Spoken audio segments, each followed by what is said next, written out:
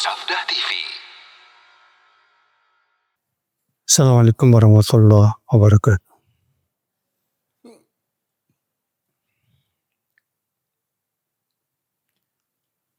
Innal hamdalillah nahmaduhu wa nasta'inuhu wa nastaghfiruh wa na'udzu billahi min shururi anfusina wa min sayyiati a'malina. Man yahdihillahu fala mudilla lahu wa man yudlil fala hadiya lahu. Wa asyhadu an la ilaha illallah wahdahu la syarika lah wa asyhadu anna Muhammadan abduhu wa rasuluh, amma ba'd. Kita lanjutkan Ibu sekalian, hadis kita masuk ke hadis yang ke 156 ya. An Abi Hurairah radhiyallahu anhu an Nabi sallallahu alaihi wasallam qala da'uni ma taraktukum fa innama ahlakana man kana qablakum kathratu su'alihim wa ikhtilafuhum ala anbiya'ihim fa idza nahaitukum an syai'in fajtanibuhu wa idza amartukum bi syai' fa'tu minhu mastata'tum. Muttafaqun alaih. Tadi Abu Hurairah, semoga Allah meridainya, Nabi SAW bersabda, biarkanlah apa yang aku tinggalkan. Sesungguhnya yang membinasakan orang-orang sebelum kamu adalah banyak bertanya dan menyelisihi Nabi mereka. Maka apabila aku melarang sesuatu, tinggalkan. Dan apabila aku menyuruh kepada sesuatu, lakukan sesuai dengan kemampuan. Muttafaqun alaih. Hadis ini Ibu, ya, merupakan hadis yang agung, yang berisi kaidah-kaidah ya dalam Islam. Di mana Nabi SAW pertama memberikan kaidah. Apa itu? Da'uni ma taraktukum. Tinggalkan apa yang biarkan yang aku tinggalkan. Ini hadis gara-garanya ya. Ada orang yang bertanya ke Rasulullah gini, Bu. Waktu itu Rasulullah SAW mengatakan, ya ayuhan nas, ya, inna Allah qad farada alaikumul hajj fahujju. Wahai manusia, sesungguhnya Allah telah mewajibkan atas kalian haji. Berhajilah kalian. Rupanya ada yang bertanya gini, afi kulli am ya Rasulullah? Apakah setiap tahun hai Rasulullah? Maka Rasulullah diam. Ditanya lagi, apakah setiap tahun hai Rasulullah? Kata Rasulullah, maka Rasulullah diam juga. Nggak mau jawab. Ditanya lagi, apakah setiap tahun hai Rasulullah? Apa kata Rasulullah? Au qultu na'am lawajabat. Ya. Kalau aku berkata iya, maka jadi wajib setiap tahun. Walam mastata'tum. Dan kalian tidak akan mampu itu. Zaruni ma taraktukum. Biarkanlah apa yang aku tinggalkan itu. Artinya yang aku diamkan itu. Itu maksudnya.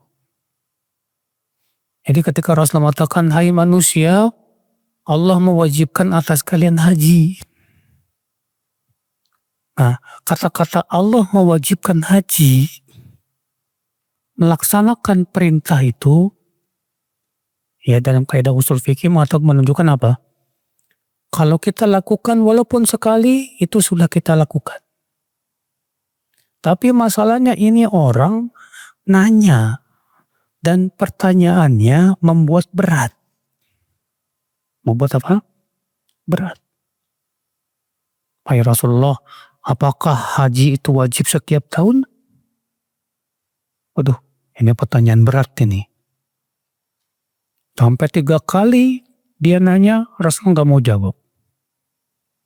Lalu Rasul mengatakan, kalau aku katakan iya, itu haji jadi wajib tiap tahun tuh. Dan kalian tidak akan mampu itu. Nah ini ibu-ibu sekalian ya. Jadi yang dimaksud dengan hadis ini ibu, da'uni ma taraktukum. Biarkan apa yang aku tinggalkan, artinya biarkan yang aku tidak bahas. Jangan kalian bertanya kepadaku pertanyaan-pertanyaan yang bikin berat, bikin susah, jangan. Ya. Makanya dulu Nabi Musa ya, sebagaimana Allah ceritakan di surat Al-Baqarah. Apa kata Allah?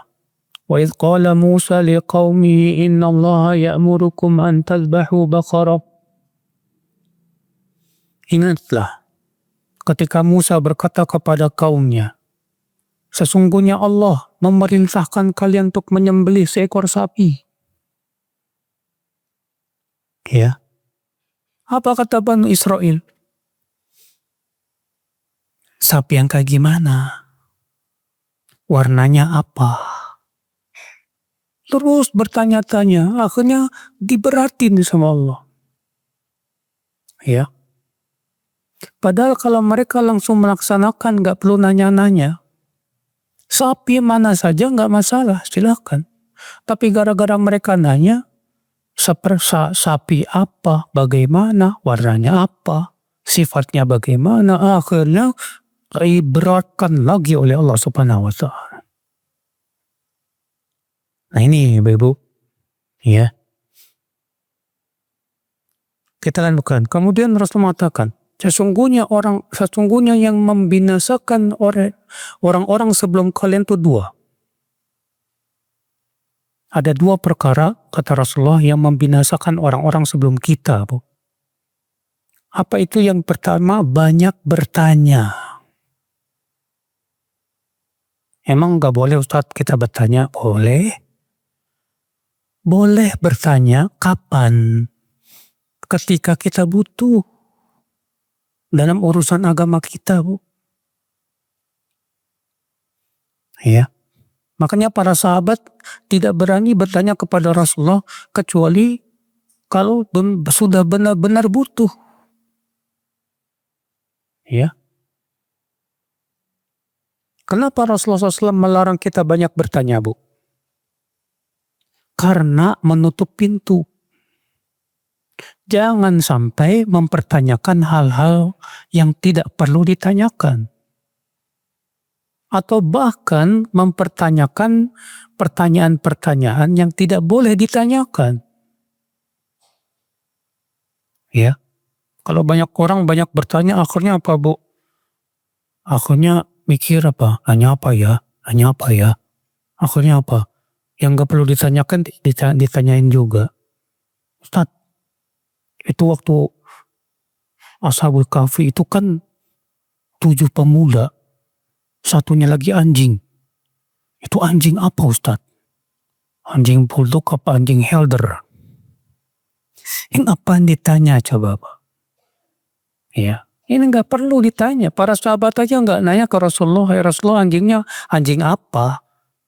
Gak ada. Ada lagi yang bertanya, Ustaz, ketika Nabi Adam memakan pohon yang dilarang, kan terbuka tuh auratnya. Lalu Allah mengatakan Nabi Adam berusaha menutup auratnya dengan daun. Daun apa? Daun talas apa daun apa? Gak tahu, Allah gak pernah nyebut. Ini, Bu, ini pertanyaan-pertanyaan yang kata para ulama, pertanyaan yang gak ada manfaatnya. Pertanyaan yang tidak menimbulkan amal. Itu pertanyaan yang tidak disukai oleh salaf. Ya. Yang parahnya lagi terkadang mempertanyakan yang tidak boleh ditanyakan. Ya. Contohnya apa, Bu? pertanyaan yang tidak boleh mempertanyakan tentang bagaimana tata cara sifat Allah, bentuk sifat Allah. Pernah ada orang datang kepada Imam Malik, mau bertanya, apa kata orang ini? Ar-Rahmanu 'alal arsy istawa, kaifa istawa?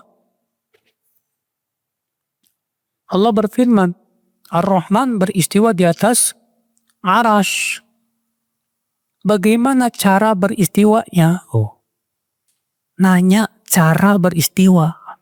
Apa nongkrong, apa sila, apa duduk, apa gimana? Mendengar itu, Imam Malik langsung nunduk. Lalu kemudian Imam Malik berkata, Al-istiwa'u ma'lum, wal kaifu majhul, wal imanu bihi wajib, was su'alu anhu bid'ah. Istiwa maknanya sudah diketahui dalam bahasa Arab. Itu tinggi di atas aras. Bagaimana cara istiwanya tidak diketahui. Mengimani bahwa Allah beristiwa di atas aras wajib, kata Imam Malik. Dan mempertanyakan bagaimana caranya itu bid'ah. Ya. Ada lagi yang datang, Ustaz, Allah katanya punya tangan. Tangan Allah bentuknya kayak gimana? Wah, ini sudah mempertanyakan sesuatu yang tidak boleh ditanyakan. Demikian pula, Bu, mempertanyakan tentang perbuatan Allah. Dilarang oleh Allah. Allah berfirman, La yus'alu amma yaf'al, wa hum yus'alun. Allah tidak boleh ditanya tentang apa yang Allah lakukan. Merekalah yang ditanya. Karena orang yang mempertanyakan perbuatan Allah seakan-akan, ya, ibu-ibu sekalian, dia kurang yakin kalau Allah itu maha adil, maha berilmu. Nah, ini ibu-ibu sekalian. Makanya di sini Nabi menutup pintu. Kata Rasulullah, yang membinasakan orang-orang sebelum kalian itu banyak bertanya. Ya, berarti nggak boleh banyak bertanya, nggak boleh. Kecuali kata Syekh Utsaimin, kalau banyak bertanya di sini dalam rangka untuk memahami pelajaran. Contoh, Bapak, Ibu lagi belajar ilmu waris. Ilmu waris kan puyeng, Mbak. Siapa yang pernah belajar ilmu waris? Ya, puyeng itu.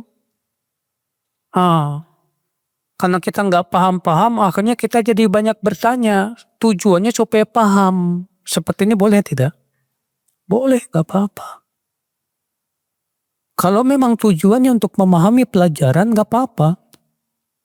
Tapi kalau banyak bertanya sebatas iseng, tau nggak iseng? Iseng-iseng aja. Ini yang dilarang, nggak boleh. Ibu-ibu sekalian. Ini yang pertama nih, yang membinasakan orang-orang sebelum kita. Yang pertama, banyak apa? Bertanya. Yang kedua apa? Menyelisihi Nabi. Ya. Menyelisihi Nabi membinasakan. Betul. Allah menceritakan kepada kita 2 perang dalam Al-Quran. Allah abadikan itu dalam Al-Quran. Perang apa saja? Siapa yang tahu?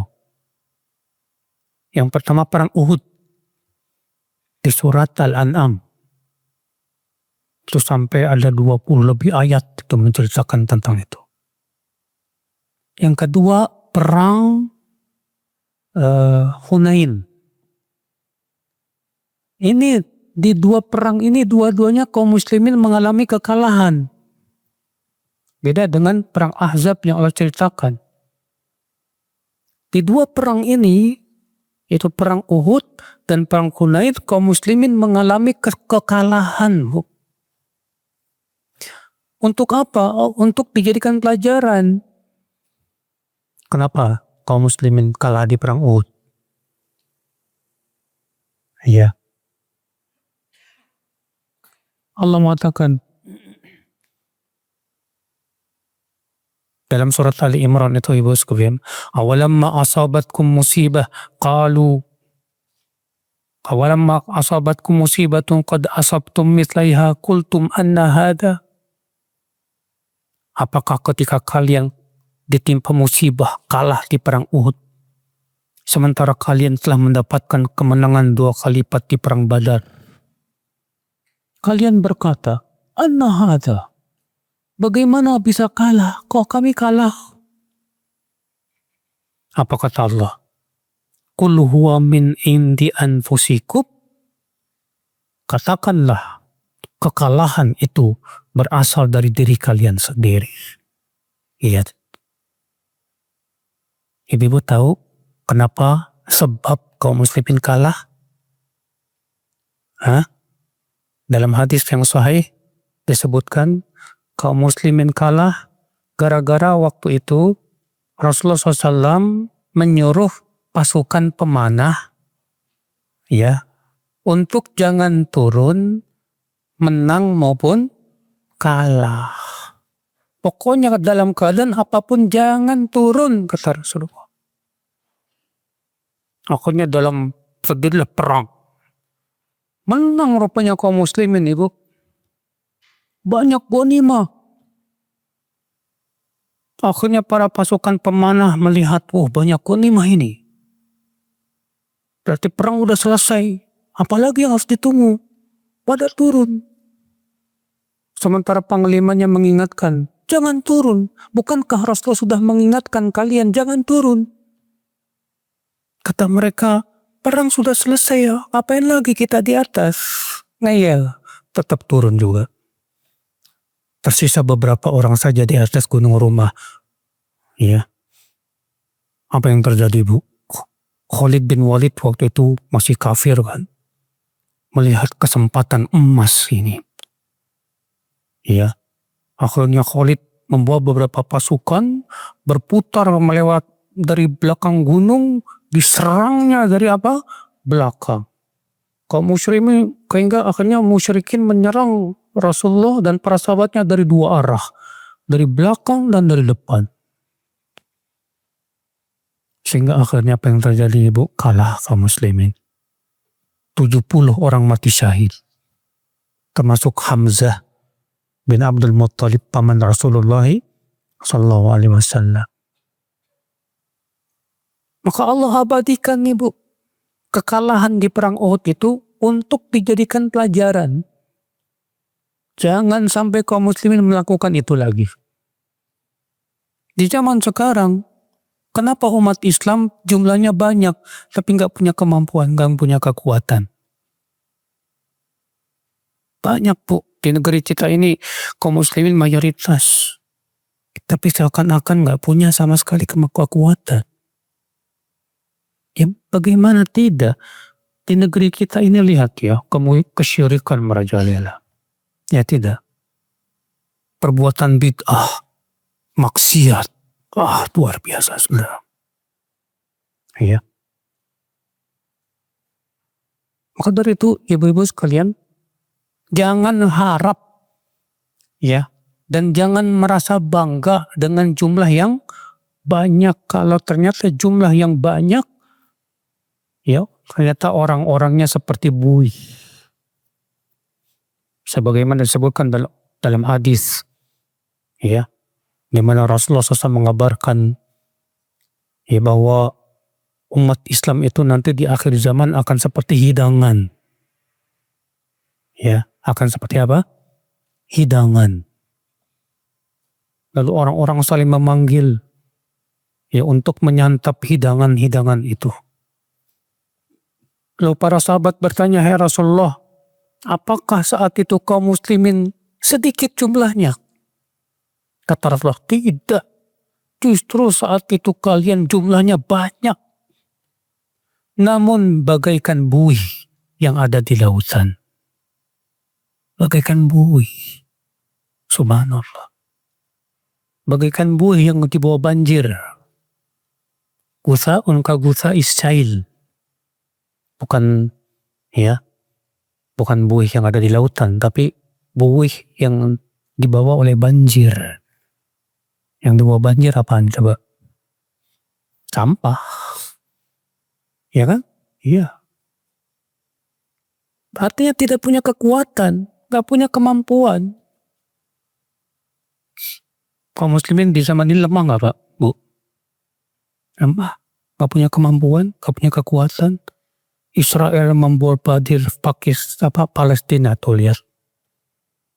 Sampai ratusan ribu kaum muslimin meninggal dunia. Semoga Allah ya mengampuni dosa mereka semua.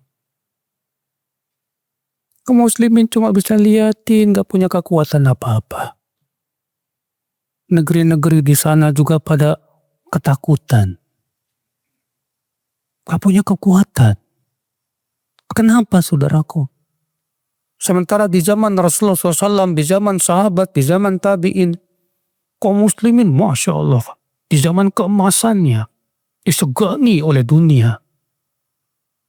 Ya, yaitu Pak, akibat kita kaum muslimin banyak yang menyelisih perintah Rasulullah SAW.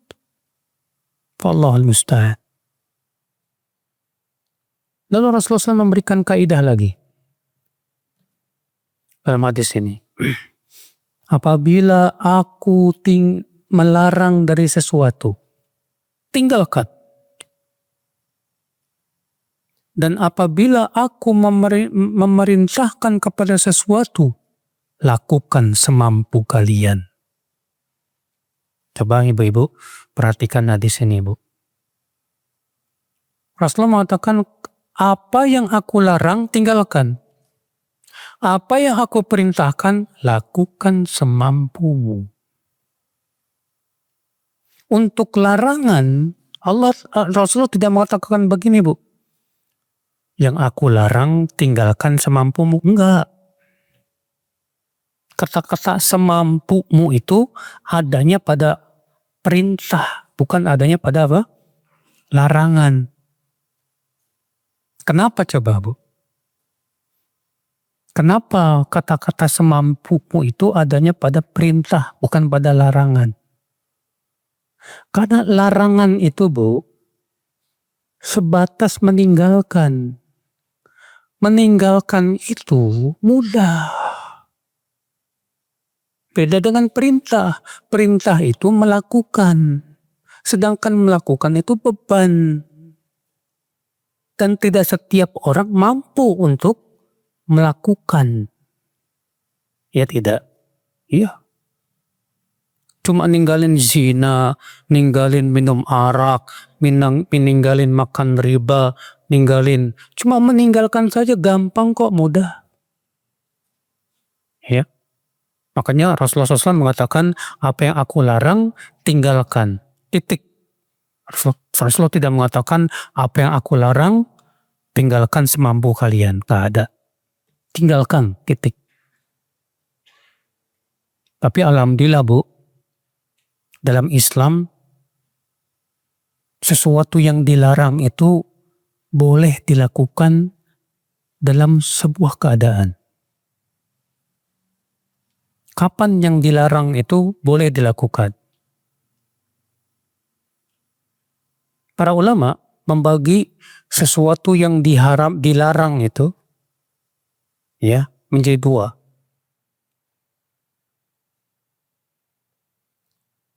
Dilarang yang pertama, ya sesuatu yang dilarang itu terbagi menjadi dua. Yang pertama dilarang perbuatannya dilarang karena memang zatnya haram, seperti minum arak, makan riba, berzina, durhaka sama orang tua, kesyirikan, kebid'ahan, ya. Nah ini semua dilarang yang sifatnya apa? Zatnya, perbuatannya.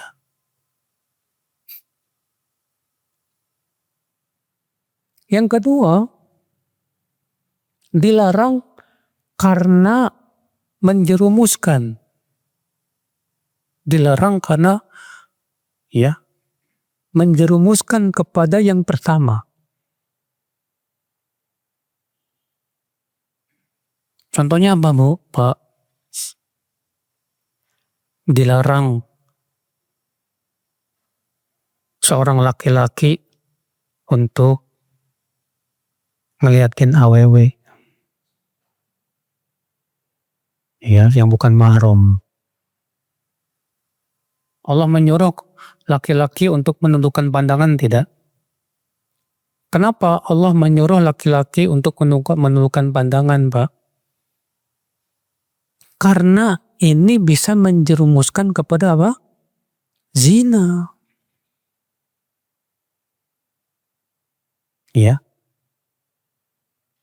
Berdua-duaan dengan wanita yang bukan mahram. Dilarang nggak dalam syariat? Dilarang. Kenapa? Karena ini bisa menjerumuskan kepada apa? Zina.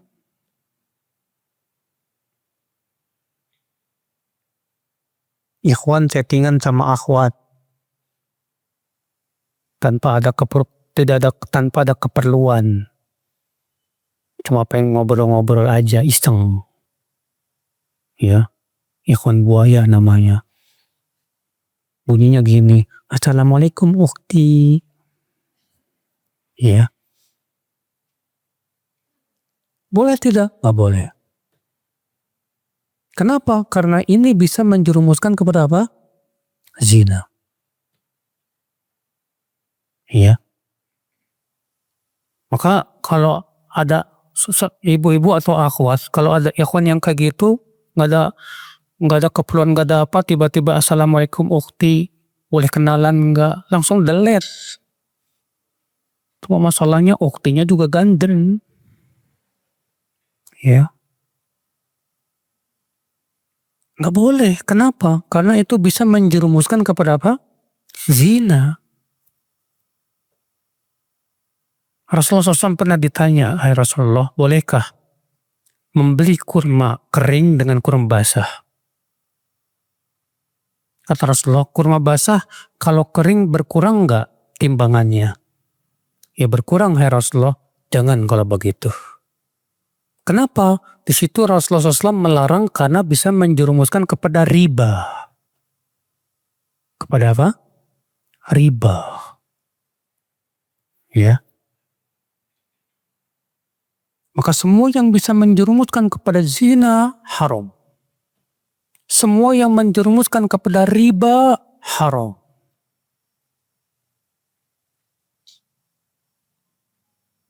Nah, dua macam larangan ini, Bu, kapan dibolehkan? Kapan boleh melakukannya? Adapun yang pertama, yaitu yang dilarang zatnya, zat perbuatannya, hanya boleh saat darurat saja. Hanya boleh saat apa? Darurat. Mungkin ada yang bertanya, Ustadz, kapan disebut darurat? Disebut darurat apabila membahayakan salah satu dari 5. Yang pertama, membahayakan agama. Atau yang kedua, membahayakan nyawa. Membahayakan apa? Nyawa. Atau yang ketiga, membahayakan harta. Membahayakan apa? Harta. Atau yang keempat, membahayakan akal. Membuat akal orang hilang.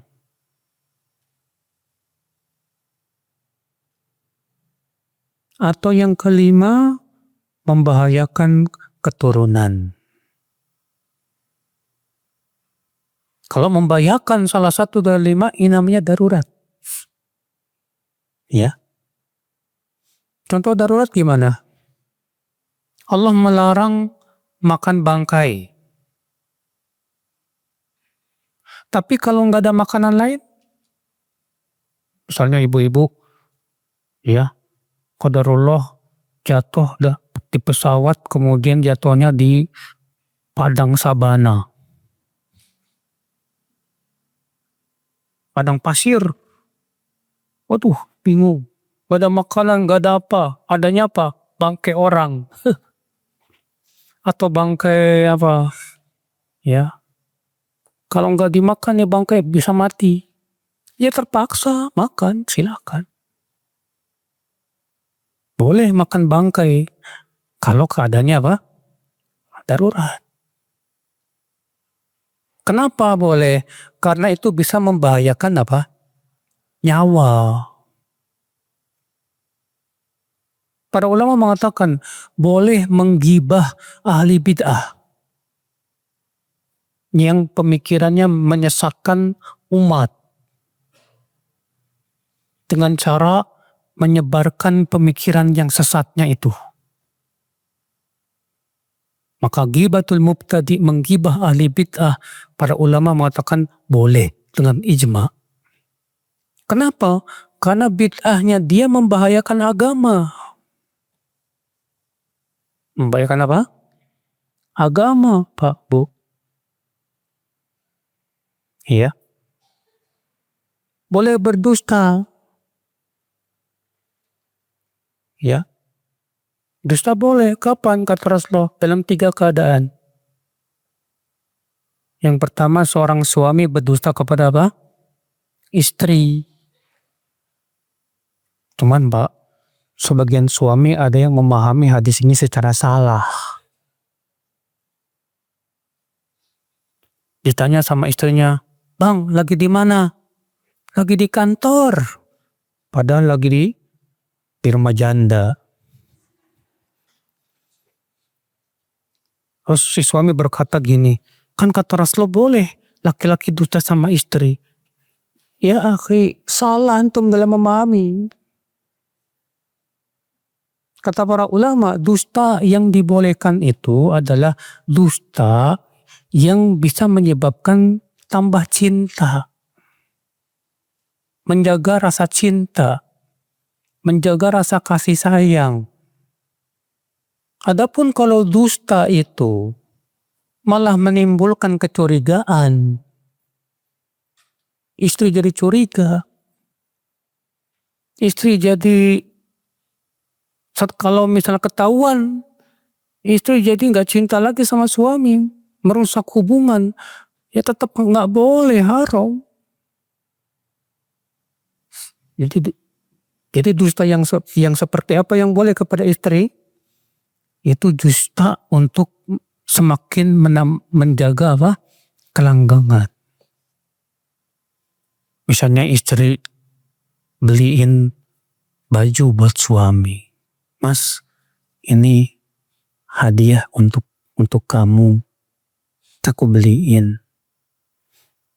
"Bagus kan, Mas?" Si suami sebetulnya nggak suka itu baju. Akhirnya dia berdusta. "Iya bagus mah, Masya Allah. Kainnya juga bagus." Padahal mati mah, jelek. Boleh, nggak apa-apa.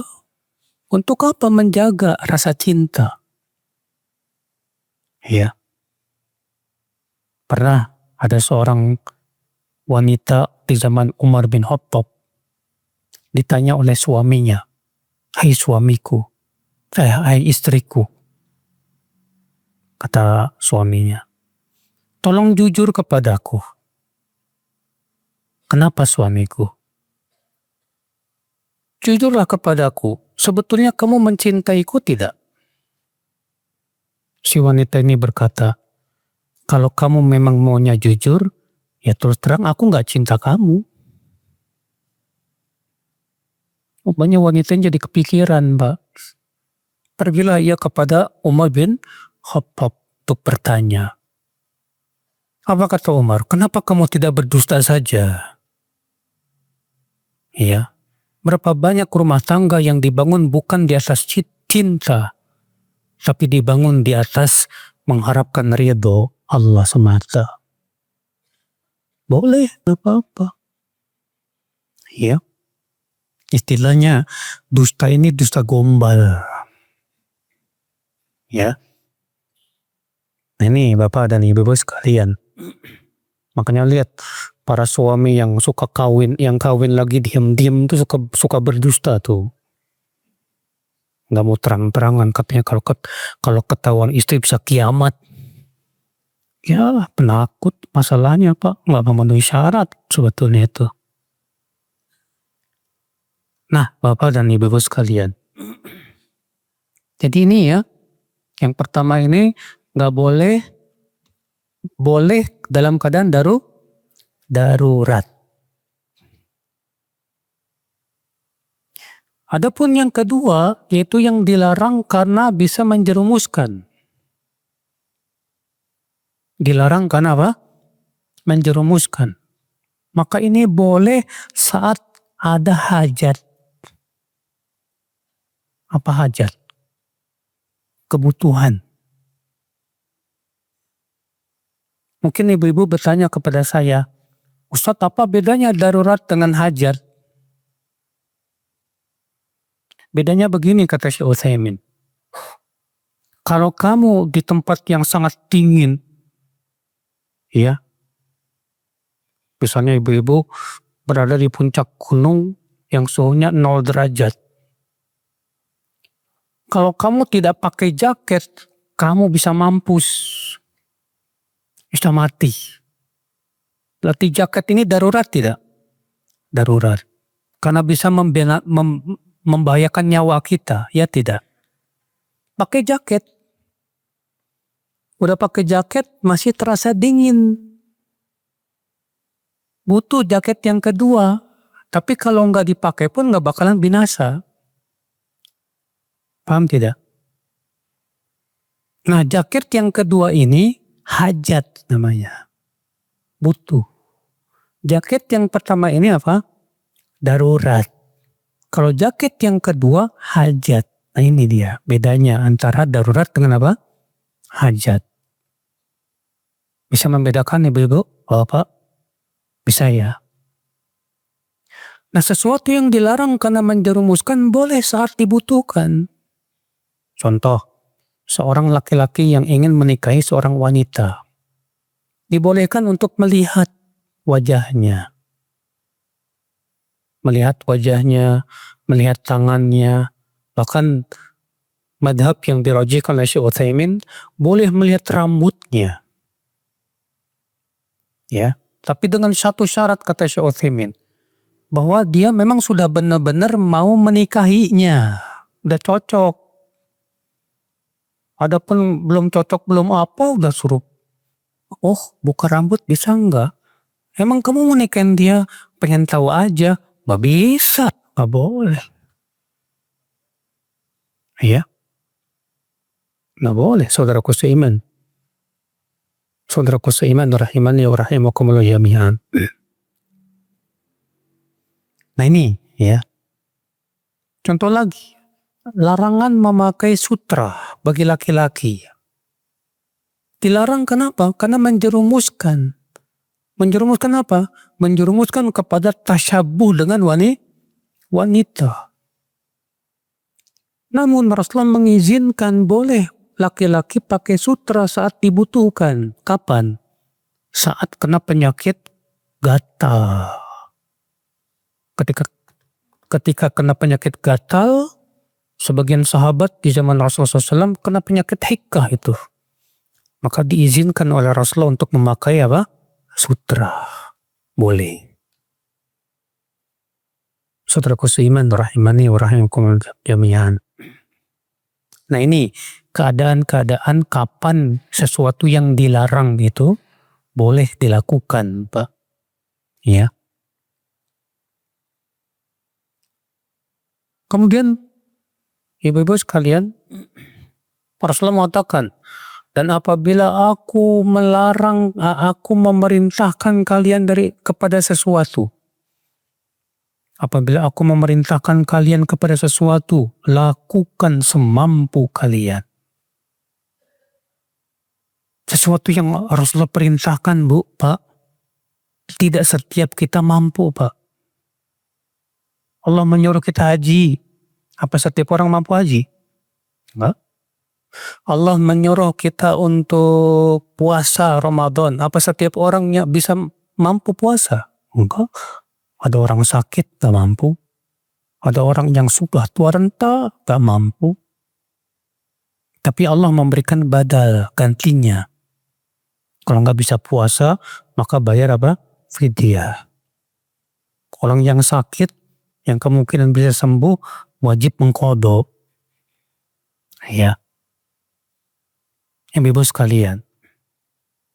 Sholat semua orang mampu. Ya, mampu. Tapi tidak setiap orang mampu untuk berdiri.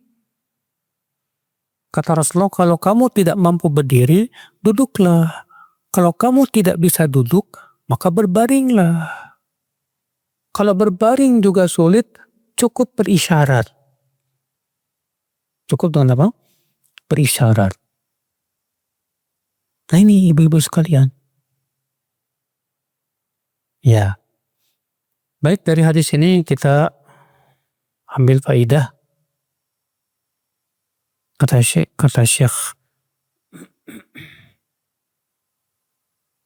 Salim bin Id al-Hilali, faedah yang pertama, al-amru bitarki su'al an syai'in lam yaqa' khasyah an yanzila bihi wujubun aw azimah. Perintah untuk meninggalkan banyak bertanya.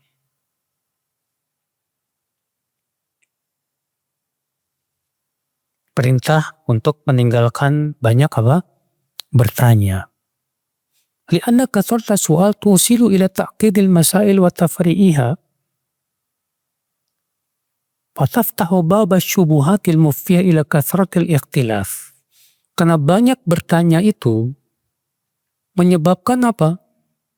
Membuka pintu-pintu ya syubhat. Akibatnya apa? Akan banyak perpecahan dan perselisihan. Akibatnya binasa. Ini ibu-ibu sekalian. Ketika misalnya ibu-ibu mendengar hadis ini, Allah turun ke langit dunia pada sepertiga malam terakhir. Terus ada ibu-ibu yang nanya, Ustadz, yang namanya sepertiga malam kan selalu ada. Ya. Kalau sepertiga malam di sini selesai, di sebelah bumi sana sepertiga malam. Terus berarti Allah berada di langit dunia terus dong. Nah ini Bu, ini namanya bertanya sesuatu yang tidak boleh. Kita katakan, Bu, imani saja. Dan Allah Maha Kuasa atas segala sesuatu. Ya. Mudah bagi Allah. Ada lagi yang bertanya, Ustadz, ketika Allah turun ke langit dunia, terus arsy Allah kosong dong. Berarti Allah nggak beristiwa lagi dong di atas arsy. Kita katakan, ya akhi, antum ini ngapain mempertanyakan sesuatu yang tidak boleh? Kenapa? Allah itu Maha besar. Mudah bagi Allah turun ke langit dunia, tapi Allah beristiwa di atas arsy. Tidak ada yang mustahil bagi Allah. Mudah semuanya. Iya. Tapi nggak masuk di akal, Ustaz. Akal ente error. Tidak setiap yang nggak masuk di akal itu lantas kita tolak. Berapa banyak permasalahan-permasalahan agama yang kalau kita cerna dengan akal kita sulit. Seperti kata Ali bin Abi Thalib, "Lau kana dinu birra'i", kalaulah agama ini berdasarkan akal, lakana asfalul khuf aula bil masi min a'la. Tentu bagian bawah khuf lebih layak untuk diusap daripada bagian apa? Atasnya. Kenapa? Karena yang nginjek kotoran bagian mana? Bawah. Tapi aku melihat Rasulullah SAW mengusapnya bagian atas. Kata Ali, kalau agama ini berdasarkan akal, ini nggak masuk di akal ini. Ya. Subhanallah. Ini ibu sekalian, hati-hati ya. Ada yang bertanya, Ustadz, kalau Allah beristiwa di atas arsy, berarti Allah butuh aras dong, butuh tempat dong. Nah ini ya, pertanyaan-pertanyaan yang saya katakan sama saja meragukan kekuasaan Allah. Ya. Ini pertanyaan yang akibat bertanya kayak gini, Bu, munculnya pemikiran-pemikiran yang sesat. Kenapa orang Jahmiyah menolak sifat Allah? Orang Mu'tazilah menolak sifat Allah. Kaum Asy'ariyah menolak banyak sifat Allah dan menetapkan sebagian saja. Ya tadi, gara-gara mempertanyakan. Ya, mempertanyakan. Akibatnya apa? Jatuh kepada kesesatan. Saudaraku seiman, mikirin takdir. Ya. Takdir itu rahasia Allah. Dalam bab takdir, kita wajib beriman saja. Adapun kita mikirin pakai akal, nggak bakalan sulit. Kewajiban kita imani saja, sudah. Cuma itu, kita mempertanyakan, bertanya, akhirnya sesat. Na'udzubillah min dzalik. Ya, ibu-ibu sekalian. Faedah selanjutnya, wujubu tarki kulli manhiin anhu idza kana nahyu jaziban. Wajibnya meninggalkan larangan semuanya. Semua yang dilarang tinggalkan. Dan ingat ibu-ibu, tidak boleh kita mengatakan ini dilarang kecuali kalau ada dalil. Ya.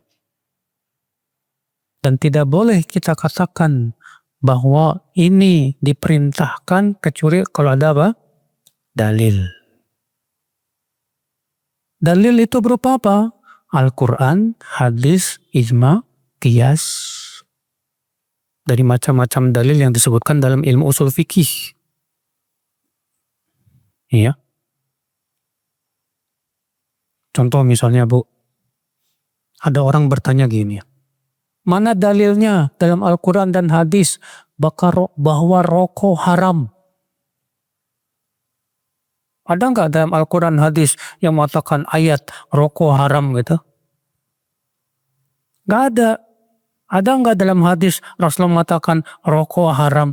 Nggak ada. Betul. Berarti kamu kenapa mau berani mengharamkan? Padahal nggak ada dalilnya. Kita katakan, Mas, Al-Quran itu sudah memberikan kepada kita kaidah-kaidahnya. Demikian pula Rasulullah SAW. Contoh, Allah berfirman, Yas'alunaka 'anil khamri wal maisir, qul fihima ithmun kabiru wa manafi'u lin-nas, wa ithmuhuma akbaru min naf'ihima. Mereka bertanya kepadamu tentang arak dan judi. Katakan, pada arak dan judi itu ada manfaat-manfaat untuk manusia dan ada dosanya, mudorotnya. Dan dosanya itu mudorotnya lebih besar daripada apa? Manfaatnya. Tuh lihat, ini kaidah. Karena mudorotnya lebih besar daripada manfaatnya, Allah haramkan, dilarang. Padahal arak ada manfaatnya. Di antaranya apa, Bu? Arak itu bisa untuk orang yang kolesterol tinggi, bisa mengurangi kolesterol. Ya. Tapi jangan melihat dari satu sisi manfaat tanpa melihat kepada apa? Mudarat yang lain. Salah besar kalau kita melihat dari satu sisi tanpa melihat sisi yang lain. Salah besar. Ya. Ternyata arak ada manfaatnya. Masalahnya kenapa dilarang oleh Allah? Karena mudaratnya jauh lebih besar. Sekarang rokok. Saya mau tanya, apa manfaat rokok? Ya? Ada nggak Mas? Manfaat rokok? Kata Ustadz Firanda, ada. Apa pertama, musir maling. Loh kok kenapa? Karena perokok batuk-batuk, malam-malam batuk-batuk, malingnya nggak jadi maling. Katanya. La haula wala. Ya. Lihat rokok. Tanyakan kepada dokter yang waras ya. Kecuali dokter yang nggak waras ya. Tanyakan kepada para dokter. Semua dokter sepakat seluruh dunia bahwa rokok itu bahaya.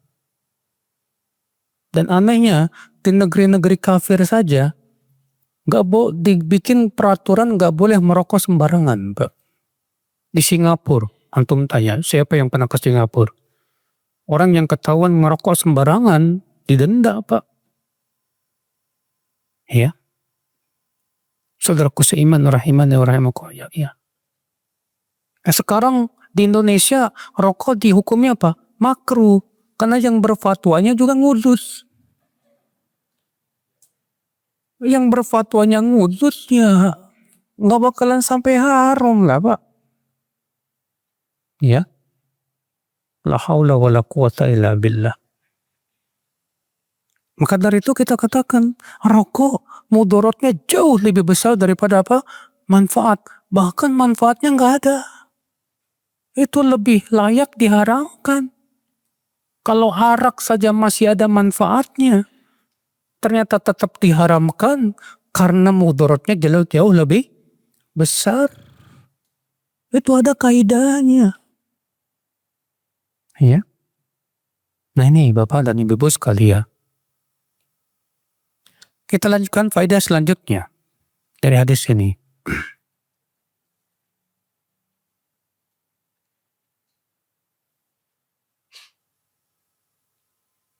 Fi'lul ma'mur bihi qad yalzam minhu masyaqqah. Walidha kana al-amru bihi ala qadr istita'ah. Melaksanakan perintah terkadang kita ditimpa kesulitan. Maka dari itulah Rasulullah mengatakan semampu kamu.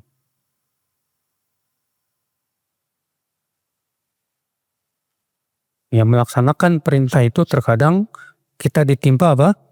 Kesulitan. Maka dari itu Rasulullah mengatakan semampu kamu. Alhamdulillah. Ini kemudahan dari syariat, Ibu sekalian.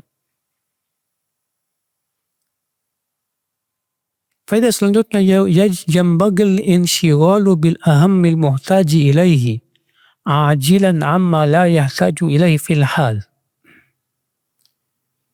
Selayaknya kita disibukkan dengan perkara yang penting yang dibutuhkan. Ya. Dan dibutuhkannya sekarang dibandingkan sesuatu yang kita tidak butuhkan. Kadang kita itu Pak, senangnya membahas yang gak dibutuhin, sementara yang kita butuhkan gak dibahas. Ini sangat salah.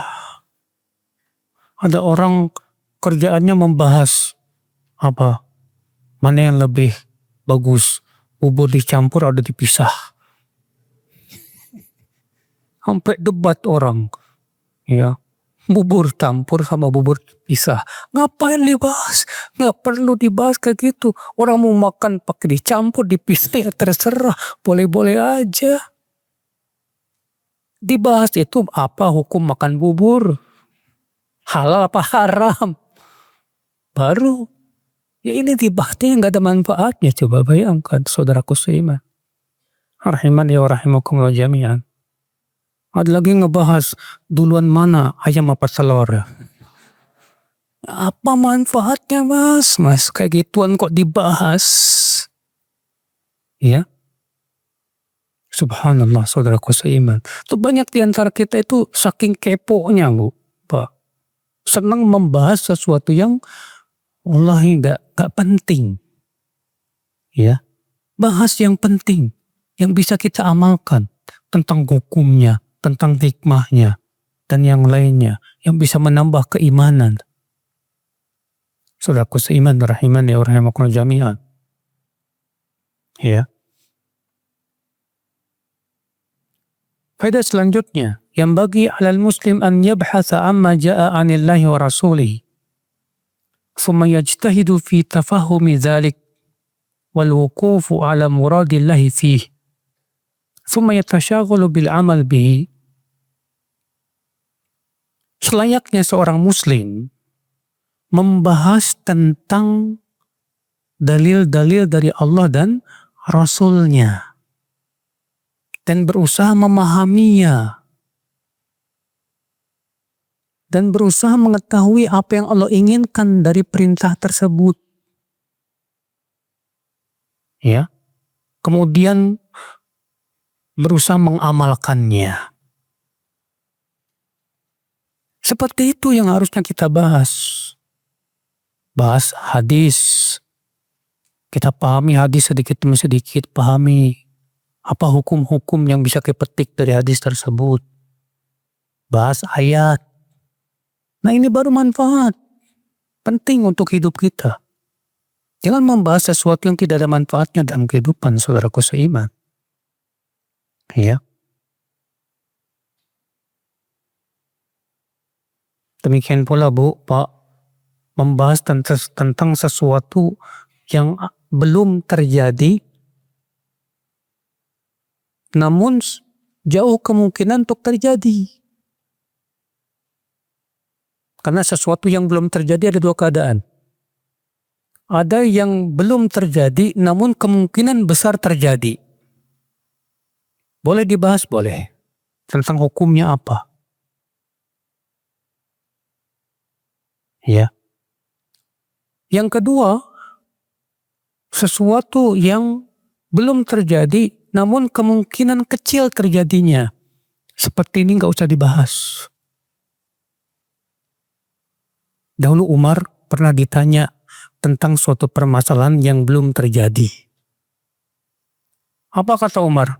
Akana hadza? Sudah terjadi belum? Belum. Kata Rasulullah. Kata Umar apa? Da'ahu hatta yaqa. Biarin aja sampai terjadi dulu. Baru nanti kamu tanya sama aku. Ya. Nah ini Bapak Ibu. Ada orang nanya, Ustaz, kalau kambing kawin sama babi, anaknya halal apa haram? Kita katakan, oke, nggak usah nanya itu. Nanti aja kalau terjadi baru tanyakan. Ini kemungkinan kecil terjadinya. Ya. Saudaraku seiman rahimani wa rahimakumullah jami'an. Nah ini Bapak dan Ibu sekalian. Kita masuk hadis 157. An Nabi Najih al-Irbad bin Sariyah radhiyallahu anhu qala wa'adana Rasulullah SAW maw'idatan balighatan wajilat minhal qulubu wa zarafat minhal uyun. Faqulna ya Rasulullah ka'anna maw'idatu muwaddi'in fa'awsina. Qala usikum bitaqwallah was-sam'i wat-tha'ah wa in ta'ammaru 'alaikum 'abdun wa innahu man ya'ish minkum fasayara ikhtilafan katsira fa 'alaikum bisunnati wa sunnatil khulafa'ir rasyidin al-mahdiyyin 'addu 'alaiha bin nawajiz wa iyyakum wa muhdatsatil umur fa inna kulla bid'atin dhalalah. Rawahu Abu Daud wa Tirmidzi wa qala haditsun hasanun sahih. Dari Abu Najih al-Irbad bin Sariyah, semoga Allah meridainya, ia berkata, Rasulullah SAW memberikan kepada kami sebuah nasihat yang sangat menyentuh, yang membuat hati kami ketakutan dan air mata kami berlinang. Lalu kami berkata, ya Rasulullah, seakan-akan ini nasihat orang yang hendak berpisah. Tolonglah berikan kepada kami wasiat, ya Rasulullah. Maka Rasulullah bersabda, aku wasiatkan kalian agar bertakwa kepada Allah, mendengar dan taat kepada pemimpin, walaupun dipimpin oleh hamba sahaya Ethiopia. Karena sesungguhnya orang yang hidup di antara kalian nanti akan melihat perpecahan yang banyak. Maka saat itu hendaklah kalian berpegang kepada sunnahku dan sunnah khulafa'ur rasyidin yang tertunjuki. Gigit ya dengan gigi geraham. Dan jauhi oleh kalian perkara yang diada-adakan. Karena setiap bid'ah itu sesat. Masya Allah. Diriwayatkan Abu Daud dan Tirmidzi, hadis ini kata Tirmidzi hasan sahih. Ini hadis penuh dengan kaidah dalam agama. Ya, dan manhaj. Ibu-ibu sekalian, Abu Najih bercerita suatu ketika Rasulullah SAW memberikan nasihat yang amat menyentuh hati. Namanya mu'idhah. Ya, ini menunjukkan Pak Abu, penting ada namanya mu'idhah. Nasihat yang menyentuh. Agar manusia jadi takut pada Allah. Agar manusia ingat tentang kehidupan akhirat. Agar manusia takut kepada neraka. Ya. Maka dari itu salah besar ya. Kalau majelis ta'lim itu majelis yang membuat hati kita malah keras. Salah besar itu. Tujuan majelis ta'lim itu membuat hati kita lembut. Menimbulkan rasa takut pada Allah. Menambah keilmuan kita tentang Allah. Itu tujuannya. Nah ini kita lihat ya, yang ngisi pengajiannya pelawak. Isinya dari awal sampai akhir ketawa, ketiwi, ya Allah. Cuma entertainment, cuma buat hiburan. Ini bukan majelis taklim, Bu. Ini majelis mengeraskan hati. Karena Rasulullah sabda, iyyakum wa kathratad dhahik, fa inna kathratad dhahik tumitul qalb. Jauhi oleh kamu banyak tertawa. Karena banyak tertawa itu, kata Rasulullah, mematikan hati. Tuh lihat. Cuman sayangnya, Bu, Pak, orang awam tuh lebih senang kayak gini. Orang awam tuh paling senang kalau majlis taklimnya penuh gelak ketawa. Ya. Kalau kajian kayak gini, dalil, hujah, banyak orang awam gak suka. Apa? Ya. Subhanallah, saudaraku seiman. Maka ibu, bapak, hadirlah majlis-majlis taklim yang membuat kita takut kepada Allah. Majlis taklim yang membuat kita bertambah keilmuan kita tentang agama, tentang din, tentang Quran, tentang hadis. Ya. Tinggalkan majlis taklim yang penuh gelak ketawa dari awal sampai akhir isinya cuma ketawa ketiwi. Tinggalkan itu, Bu. Karena itu bisa merusak hati, mengeraskan hati. Iya.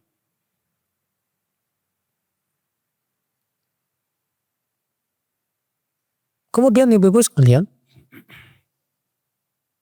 Rasulullah SAW ditanya, hai Rasulullah, ini seakan-akan nasihat orang yang mau berpisah, saking menyentuhnya. Makanya Pak, Bu, orang yang ceramah itu harus bisa membawa hati orang, Pak. Ya. bikin orang jadi takut pada Allah. Betul-betul yang disampaikannya itu dengan gaya yang membuat orang jadi tersentuh. Ya, itu penting, saudaraku sekalian.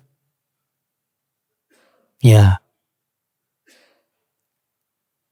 Kemudian mereka berkata, ya Rasulullah, berikan kami wasiat. Seakan-akan ini nasihat orang yang mau pergi. Ya. Mau'idatu muwadda. Muwadda itu artinya mau'idatu muwaddi. Muwaddi itu artinya yang mengantar orang yang pergi jauh gitu. Ini orang mau pergi jauh, maka dia ngasih wasiat kepada orang yang mau pergi jauh ini. Dan kebiasaan dulu di zaman Rasulullah begitu, Bu. Orang yang mau pergi jauh minta nasihat, minta wasiat. Ya. Sehingga diambil faidah. Oh, kita kalau mau safar, pergi jauh, sebaiknya kita minta nasihat kepada orang-orang berilmu misalnya. Ya. Lalu Rasulullah mengatakan, aku wasiatkan kalian untuk bertakwa kepada Allah. Ini wasiat yang paling agung. Yaitu bertakwa kepada Allah. Dan sudah kita bahas apa itu takwa pada hadis-hadis yang dulu. Mendengar dan taat kepada pemimpin. Masya Allah. Tentunya taat yang dimaksud dalam hadis ini, Bu, taat bukan dalam perkara maksiat. Adapun dalam perkara maksiat tidak boleh taat. Tidak boleh apa? Taat. Iya. Mendengar dan taat kepada pemimpin. Pemimpin mana, Ustadz? Pemimpin RT, RW, pemimpin gubernur, bupati. Hadis ini umum. Namun tentunya, Bu, Pak, yang terbesar adalah pemimpin yang tertinggi. Tapi juga kata para ulama masuk padanya pemimpin daerah, kayak gubernur. Ya, masuk juga itu. Mendengar dan taat. Walaupun kalian dipimpin oleh hamba sahaya. Terus gimana? Hamba saya jadi pemimpin. Dalam Islam, syarat pemimpin itu harus merdeka, nggak boleh hamba saya. Itu syarat mutlak. Pemimpin itu harus dari apa? Orang merdeka. Tapi Nabi mengatakan, walaupun kalian dipimpin oleh hamba sahaya, artinya kalau nanti terjadi ada hamba saya jadi pemimpin, maka kalian tetap mendengar dan taat. Dan tidak mungkin hamba saya jadi pemimpin kecuali pasti dengan cara yang tidak sesuai syariat. Pasti itu. Ya, mungkin dengan cara revolusi misalnya, pemberontakan dan yang lainnya, dan berhasil menjadi apa? Pemimpin. Pernah nggak Pak Bu, dalam dunia Islam budak jadi pemimpin? Pernah. Sampai mereka punya daulah. Disebut dengan Daulatul Mamalik. Ya, Mamalik itu jamak mamluk. Mamluk itu budak. Ya, dan itu daulah yang sangat kuat di zamannya. Daulatul Mamalik itu. Ya, sampai berkuasa ratusan tahun. Ibu-ibu dan bapak sekalian. Nah, ini menunjukkan, Bu, Pak, kalau ada orang yang jadi pemimpin, tapi caranya tidak sesuai dengan syariat, tetap wajib kita dengar dan taat. Ya, kalau dia Muslim. Kalau dia kafir gimana? Wajib taat, Bu. Ya, kalau dia kafir, maka kita taati karena untuk menghindari mudarat, itu aja. Kan untuk apa? Menghindari mudarat. Bukan dalam rangka taqarrub kepada Allah. Adapun kalau itu pemimpin muslim, ya, yang sholat, kita taati dia dalam rangka taqarrub kepada Allah. Itu termasuk ibadah. Mendengar dan taat kepada pemimpin muslim itu termasuk ibadah yang agung di sisi Allah Subhanahu wa taala. Saudaraku seiman. Dan akidah ini, Pak, diselisih oleh kaum Khawarij. Kalau orang Khawarij menganggap pemimpin yang melakukan maksiat kafir. Pemimpin yang tidak berhukum dan hukum Allah mutlak kafir sudah. Ya. Dan mereka menghalalkan pemberontakan, saudaraku seiman, rahimani wa rahimakumullah jami'an. Kemudian Rasulullah sabda, sesungguhnya orang yang hidup di antara kalian nanti akan melihat perpecahan yang banyak, subhanallah. Terjadi enggak? Terjadi. Tapi apa perintah Rasul saat terjadi perpecahan, Pak? Kata Rasulullah, saat itu hendaklah kalian pegang sunnahku. Tapi subhanallah, Rasulullah tidak cukupkan sunnahku. Rasulullah tambahkan, dan sunnah khulafa'ur rasyidin yang tertunjuki, subhanallah. Itu menunjukkan sunnah khulafa'ur rasyidin penting untuk kita pelajari, Pak. Di zaman perpecahan seperti ini. Terutama dalam masalah akidah dan manhaj. Kemudian kata apa? Gigit ya dengan gigi geram. Kenapa gigi geram, Pak? Karena gigi geram itu yang paling kuat gigitannya. Maksudnya pegang kuat-kuat itu. Kenapa? Karena berpegang kepada sunnah Nabi dan sunnah Khulafaur Rasyidin di masa perpecahan itu berat. Berat, Pak. Makanya disuruh menggigit dengan gigi geram. Kemudian kata Rasulullah, jauhi oleh kalian perkara yang diada-adakan. Karena setiap bid'ah itu sesat. Subhanallah. Ternyata di masa perpecahan, Rasulullah memberikan dua solusi. Apa itu? Pegang sunnah, Rasul dan para sahabat. Yang kedua apa? Jauhi bid'ah. Rasulullah tidak berkata, ketika terjadi perpecahan, bersatulah kalian. Nah, ada hadis mengatakan begitu, Pak. Tapi Rasul mengatakan ketika kalian terjadi perpecahan, peganglah sunnahku dan sunnah khulafaur rasyidin dan jauhi bid'ah. Cuma itu solusinya, Pak. Ya. Adapun persatuan tanpa kita membahas tentang syirik, bid'ah, hakikatnya persatuan yang mustahil. Hanya bersatu badan doa. Akhirnya apa? Orang yang membahas tentang syirik dilarang, membahas tentang bid'ah dilarang, katanya itu bisa memecah belah. Akhirnya apa? Syirik merajalela, bid'ah merajalela. Tidak boleh dibahas hanya karena takut berpecah belah. Subhanallah. Ya, saudaraku seiman. Baik, saya kira cukup dulu. Demikian. Subhanakallah bihamdik. Asyhadu an la ilaha illa anta astaghfiruka wa atubu ilaik. Wassalamualaikum warahmatullahi wabarakatuh.